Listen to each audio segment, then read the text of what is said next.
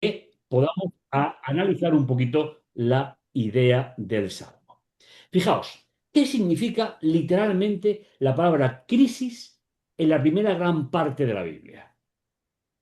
Es muy curioso, está muy lejos de nuestra idea. Si significa literalmente lugar o camilla de parto. Seguro que habéis puesto una cara, que yo no la veo, habéis puesto una cara de sorpresa.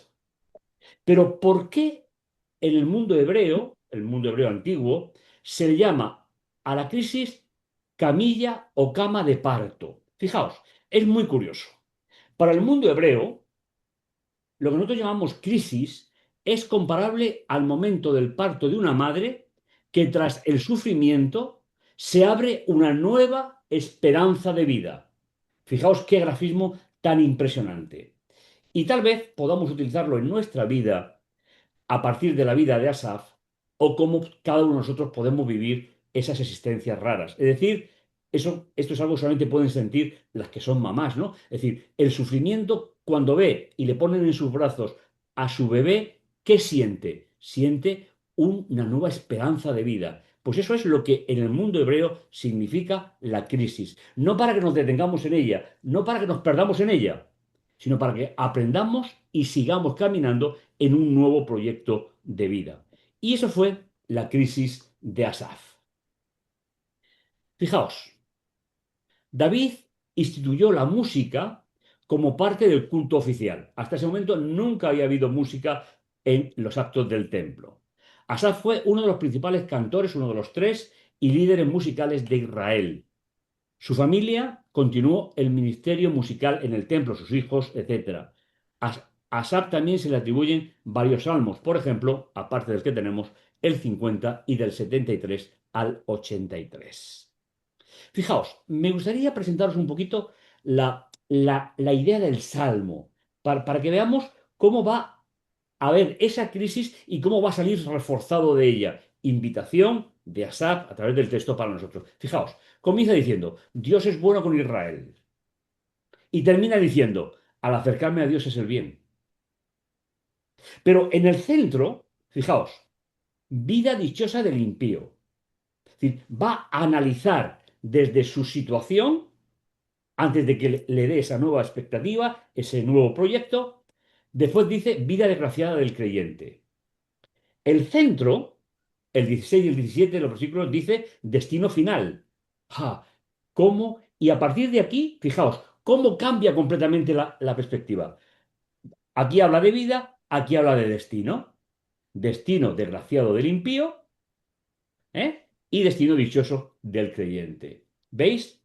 Una crisis que le va a dar una nueva oportunidad, no solo para servir a Dios, sino como hijo de creyentes que tiene que dejar en un momento determinado de ser ese nieto de Dios, como ha sido mi caso, posiblemente sea mucho de vosotros, para pasar a ser hijo de Dios, porque Dios no tiene nietos. Pues fijaos, el Salmo comienza diciendo, qué bueno es Dios para el honrado, el Señor para los impíos de corazón, para los limpios de los sentimientos, ¿eh? Esa es esa idea. Y a partir de aquí, fijaos, va a dedicar una buena cantidad de versículos a ver desde la perspectiva que le daba Jerusalén, estamos en la época de David, le da hacia los pueblos que no son creyentes. Fijaos, dice, pero yo por poco doy un mal paso. Casi repararon mis pisadas. Casi. El casi, esta palabra nos va a indicar cómo sale de esa crisis. Porque envidiaba a los perversos, viendo prosperar a los malvados. O sea, ¿sabéis? Esta pregunta, como pastor de muchos años, me la han hecho muchas veces. Pastor, ¿por qué parece que cuando alguien se aleja de Dios las cosas le va mejor? Eso nos va a explicar muy bien Asap en esta mañana. ¿Eh? Porque envidiaba a los perversos. Para ellos no hay sinsabores, están sanos y, yo no decir, gordos, literalmente. Es decir, el sentido de gordo no es el mismo de aquella época a la nuestra, ¿no? Para ellos era signo de salud. Nosotros lo entendemos ya científicamente de otra manera. Pero fijaos, No pasan fatigas humanas ni sufren como los demás.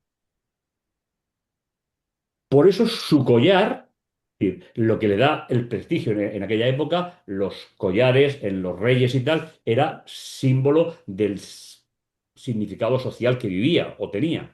Es el orgullo y los cubre un vestido de violencia.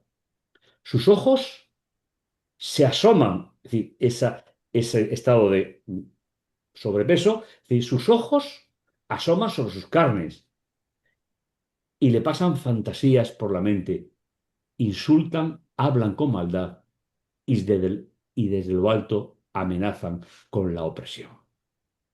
Fijaos, hermanos, qué circunstancia vive un hijo de creyentes que va a vivir una experiencia especial y esa experiencia es la que yo quiero compartir, no yo, sino el salmista, con todos nosotros en esta mañana. Su boca se atreve contra el cielo y su lengua recorre toda la tierra. Por eso sus secuaces lo siguen y se lo beben todo. Encima son borrachos. Y fijaos en el versículo 11. Y os voy a decir que nos acordemos porque luego lo vamos a necesitar. ¿Eh? Ellos dicen, el impío, ¿es que Dios lo va a saber? ¿Se va a enterar el Altísimo? Es difícil poder comprender la situación de este hombre. Pero yo estoy convencido que cuando escribió este salmo puso las palabras que mejor podían expresar su situación personal. Así los malvados, siempre seguros, acumulan riquezas. Del versículo 2 hasta el 12. 10 versículos para describir cómo ve él desde Jerusalén a los pueblos invasores, a los pueblos que no son creyentes. Y fijaos, vida desgraciada del creyente. Y podéis contar los versículos. Vais a ver la gran diferencia. Entonces, ¿para qué he conservado mi conciencia limpia y he lavado mis manos en señal de inocencia? ¿Para qué aguanto yo todo el día y me corrijo cada mañana? Una de las acciones normales del creyente es orar por la mañana y por la noche, entre otras, y presentarle al Señor la trayectoria del día, presentarle nuestros deseos, nuestros anhelos y finalmente haber una reconciliación con nuestro Dios. Pero sin embargo, Él dice, ¿por qué aguanto yo todo el día y me corrijo cada mañana? ¿Por qué? Si yo dijera, voy a hablar como ellos, re- regeneraría de la estirpe, es decir, renunciaría a mi herencia como pueblo de Dios. ¿Y sabéis cuántos versículos? 10 contra 3. Dramático. Ha pasado algo que vamos a analizar al final, que son los versículos 16 y 17, porque es lo que va a cambiar la perspectiva del profeta. Profeta porque escribe del sacerdote. Dice, destino desgraciado del impío. En verdad, los pones en el reveladero, los precipitas en la ruina. En un momento causan horror y consumidos de espanto acaban. Como un sueño al despertar, Señor, con imágenes que se desprecian al levantarse. Fijaos, hermanos, y repito, lo vamos a ver al final como la parte más importante del Salmo, ha pasado algo en la vida de este hombre que ha convertido la crisis, recordar esa mesa de parto, en una nueva oportunidad de vida. Y esa es la gran invitación para cada uno de nosotros, mis hermanos, que estamos abriendo la palabra de Dios. Como un sueño al despertar. ¿Qué ha dicho él cuando se despertaba? Tenía que hablar con Dios, tenía que poner su conciencia a cero y sin embargo, ahora dice, Señor, como imágenes que se desprecian al levantarse. Cuando mi corazón se agriaba y me punzaba mi interior, Yo era un necio, un ignorante, yo era como un animal ante ti. Si me dejáis, os doy un pequeño dato. La palabra animal. Los traductores no suelen, porque parte no lo entendería prácticamente nadie. Pero esta es una figura preciosa.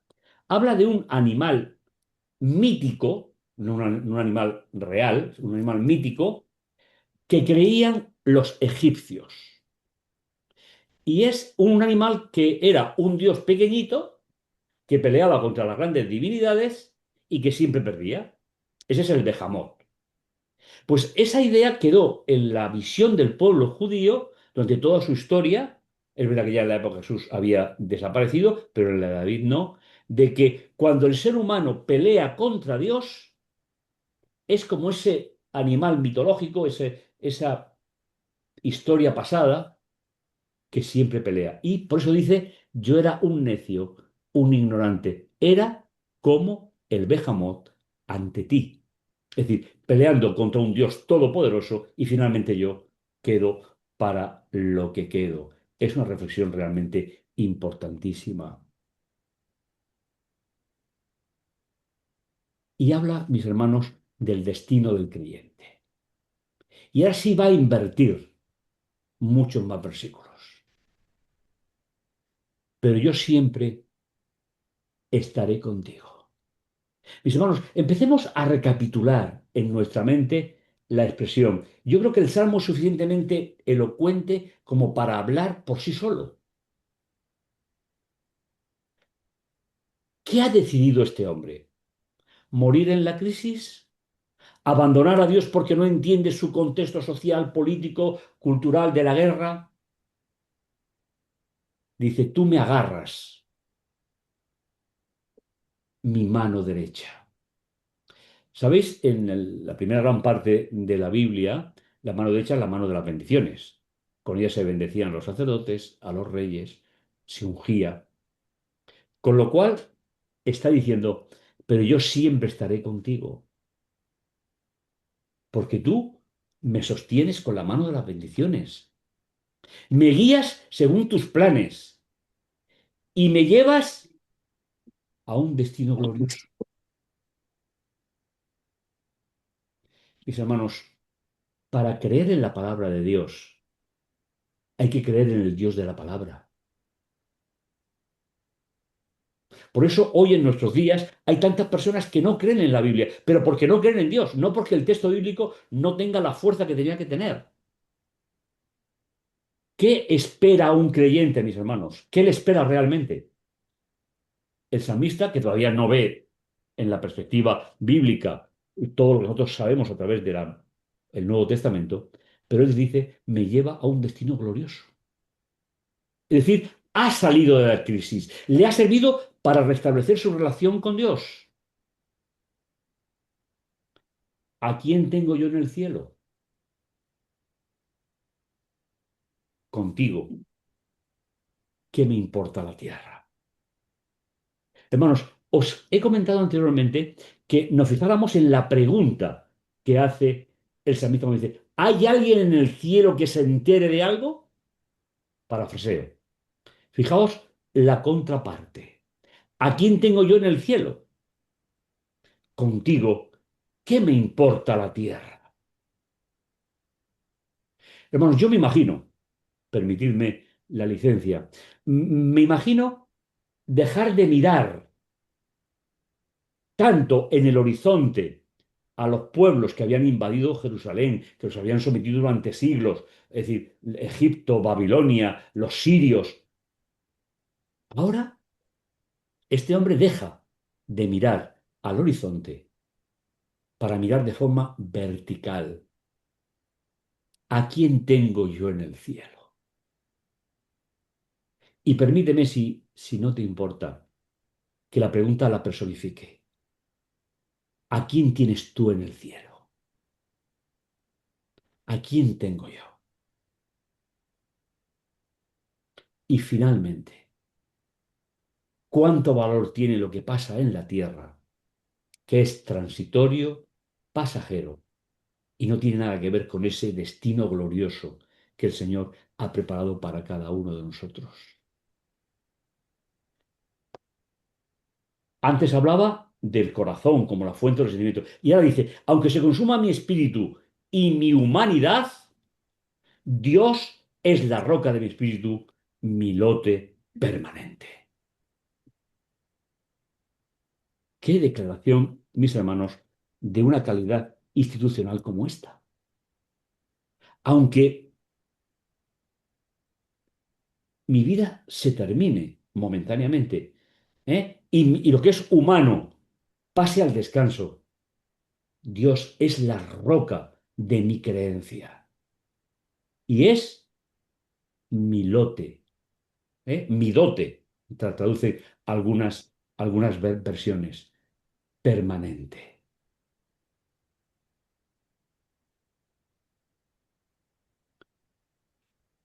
Y el Salmo va concluyendo, aunque no hemos visto todavía la parte central. El acercarme a Dios es lo que funciona bien. Fijaos, hermano, la palabra bueno del versículo 28 es la misma de Génesis 1:31. Cuando Dios vio su creación, seguro que os acordáis, y vio Dios que todo era bueno, bueno, es decir, es un concepto, un superlativo inmenso. Dice, si los que se alejan de ti pierden, tú destruyes a los que son infieles, o destruirás. Para mí lo bueno, es decir, para mí lo que funciona bien es estar junto a Dios, hacer del Señor mi refugio, Yahvé, y contar todas tus acciones. ¿Sabéis, hermanos? El versículo 28 es una síntesis global del cambio de la vida de este hombre. Y yo te invitaría a que pudieses reflexionar en esta mañana, mirar en sentido horizontal el planeta. No trae mucho regocijo al ser humano. Guerras, enfrentamientos, problemas. Pero, ¿qué es lo que funciona bien en la vida del creyente? Estar junto a Dios. Eso es lo que hará que nuestra vida no sea circunstancial, no sea solo la crisis de la existencia. Que el Señor sea tu refugio y que puedas contar y que yo pueda contar las acciones que Dios hace cada día en nuestra vida, desde el plano superior, aunque tengamos que disfrutar, por decirlo de alguna manera, de las complicaciones del camino de nuestra vida. Pero mis hermanos, ¿qué es lo que pasó realmente en la vida de este hombre? Fijaos, hemos visto la vida dichosa del impío, 10 versículos.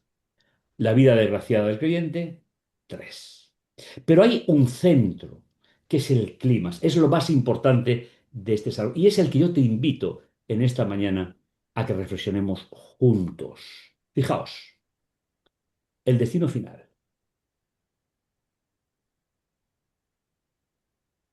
Calculaba yo para entenderlo, pero me resultaba difícil. Y el versículo 17, mis hermanos, es la joya de la corona. Hemos dicho que era sacerdote,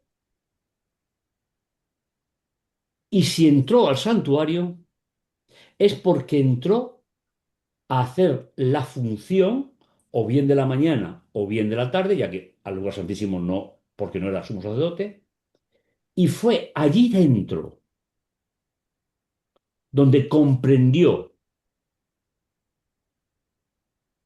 el destino de ellos. Es decir, el destino de los impíos, que era lo que más le preocupaba al principio del Salmo. Y si me permitís, me gustaría recordar simplemente qué se hacía cada día en el santuario. Porque Asaf entró, por ser sacerdote, a realizar esa función. Entró con una crisis, entró con un profundo dolor en su existencia, pero dentro del lugar santo. Después de haber hecho el sacrificio del cordero en el altar y transportar la sangre del cordero hasta la cortina y echar el incienso sobre el altar de las oraciones. él se dio cuenta de algo importantísimo. Todo lo que había hecho no servía para los impíos, solamente para aquellos que ordenaban su vida cada día, llegaban a Dios cada día y reorganizaban su día cada vez, como hacemos todos los seres humanos. ¡Qué encuadre tan impresionante! Hasta que entré, una función terminada, en el santuario de Dios y comprendí el destino de ellos. Es curioso, hermanos, que no habla del destino nuestro. Eso me llamaba la atención cuando trabajé e hice el estudio de este salmo, sino que lo que le preocupaba realmente era el destino de los impíos, porque el suyo no le satisfacía. ¿Sabéis, hermanos? Los sacerdotes, había 24 castas en la época de David ya. Se entraba al santuario 2 o 3 veces en la vida, nada más. El resto era enseñanza en las tribus, era una función muy completa, pero la del santuario era muy específica.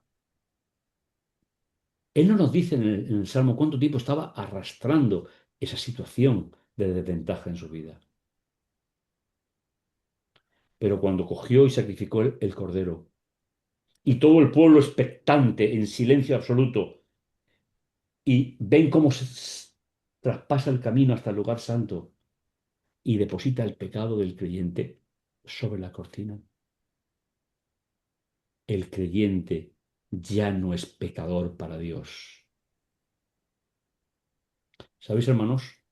Según la teología del santuario, Dios solamente puede convivir con el pecado arrepentido. Porque el pecado está en el santuario. Y nosotros sabemos lo que ha pasado a lo largo de la historia. Somos el pueblo del santuario. Dios llega a convivir en el santuario con el pecado. Pero el pecado confesado y transportado por el sacerdote, el pecado no confesado, siempre queda sobre el culpable y nunca será redimido.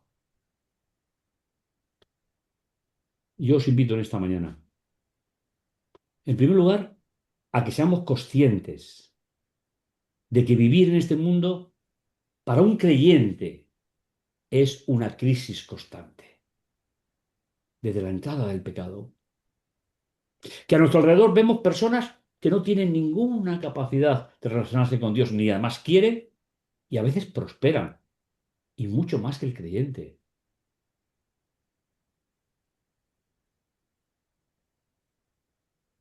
Pero nuestra relación con Dios, esa invitación que yo te hago en este día, esa relación con Dios es la que realmente te tiene que importar. Ese Dios hecho ser humano, que pasó por nuestros caminos, que pisó nuestras sendas, que pasó hambre, que pasó sueño, que fue tentado como no hemos sido nosotros jamás, se convirtió en el Cordero de Dios que quita el pecado del mundo. Es decir, y si me permitís, puedo parafrasear, que transporta del mundo al santuario el pecado confesado. Esa es la gran misión del creyente. No mirar su vida desde el plano horizontal. Tengo muchos amigos que dejaron de seguir a Jesús hace muchos años y han sido muy felices en su vida. Pero no sé qué va a pasar en la eternidad. Yo no voy a juzgarlos. Eso lo hace Dios. Pero sí sé una cosa. Si no entran por la fe en el santuario celestial, tendrán el mismo destino que Asad comprendió para los impíos. Pero estoy convencido que esa no es tu situación ni la mía. Y quiero terminar, mis hermanos, con una cita. Año 1906. Carta 208 que escribió Ellen White. Solo está en inglés. La correcta comprensión del misterio del santuario celestial es el fundamento de nuestra fe. Y esta es la exhortación a través del don profético que yo quiero compartir con vosotros en esta mañana. La comprensión, no del mundo que me rodea, porque muchas veces no lo voy a entender. La comprensión, mis hermanos, de la función de ese Jesús resucitado, es decir, el Dios resucitado que había sido hecho carne, ser humano, tiene la solución para tu vida y tiene la solución para la mía. Y es un camino, como veíamos en el dibujo al principio, un camino que nos llevará a la eternidad. Que el Señor te bendiga, que el Señor te guarde. Y no olvides, tenemos una cita cuando Jesús vuelva para vivir la eternidad, que no vivirán aquellos que no quieren ser salvos. Amén.